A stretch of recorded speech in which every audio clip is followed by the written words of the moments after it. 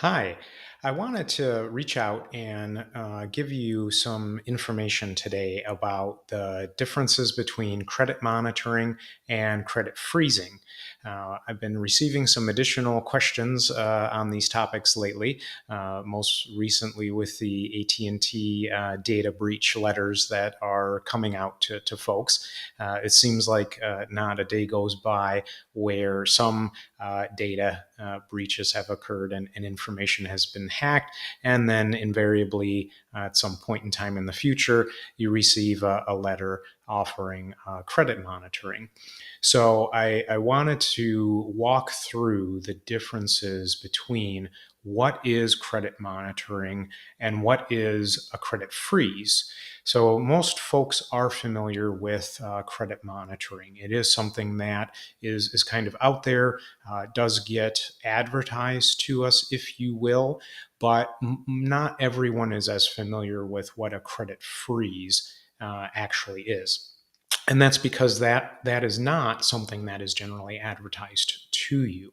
So it all starts with our credit reports. And our credit reports are different from our credit scores. A credit report is really just an inventory of all debts or open lines of credit. So think about your mortgage, think about any auto loans, think about any credit cards that you may have. It's really just an inventory of your credit life or your credit history. What are open lines, what are closed lines. So really it really is that inventory.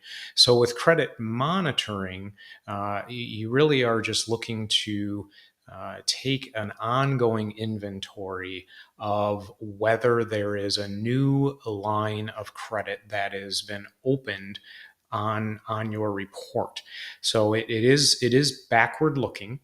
If there is a new line that is unfortunately fraudulently opened, then there is work that must be done to then resolve that issue. With a credit freeze, you, in a sense, close your credit report such that only existing open lines can remain on your credit report. So if you have an existing mortgage, you have an existing credit card, an existing car loan, none of those are affected by a credit freeze, but no new or additional lines of credit can then be opened fraudulently or legitimately, even by yourself. So it in a sense eliminates what could then become a problem with these data breaches and your information being out there. So which one is recommended? Well, the credit freeze is safer, if you will. You're basically putting a padlock on your credit report so that no fraudulent activity can be taken with regards to your credit file. So you don't have to fix any problems that have occurred because none really can occur. There is some work. You do have to reach out to all three of the credit reporting bureaus, and that's Equifax, TransUnion, and Experian.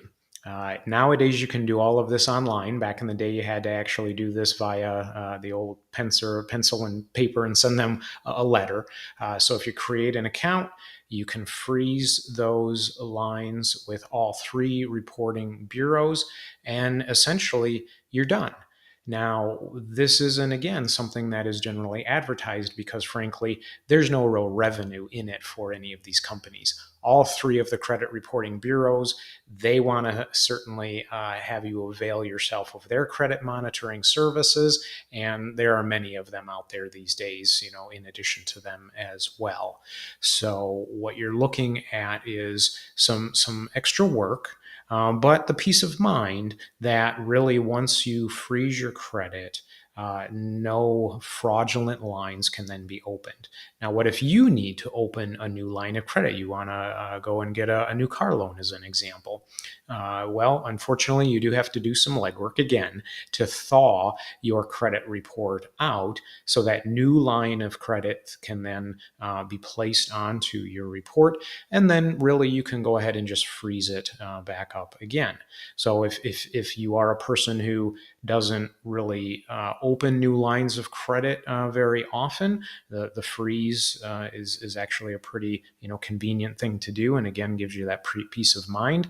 If you are someone that, for whatever reason, does frequently have lines opened and closed, then it would require a little bit of extra work on your part, potentially. But all in all, I believe that peace of mind of kind of insulating your credit report and not having to then fix a problem that may have then occurred with a fraudulent line being placed on there, definitely helps me sleep at night. I've had my credit frozen for many years now. And so when I get one of these letters in the mail, because I receive them too, I don't really have to address them. The credit monitoring really will not provide you with any additional protection at that point, because again, it's a looking backward situation to fix a problem that has then already occurred. With the freezing, you're being proactive, and then no problem then can really occur. No new lines of credit then can occur for you. So I hope that is helpful to you. The differences between the freezing and the monitoring. If you have any questions, as always, certainly reach out to me. I'm happy to go into more detail about the ins and outs and pros and cons of this. Thank you.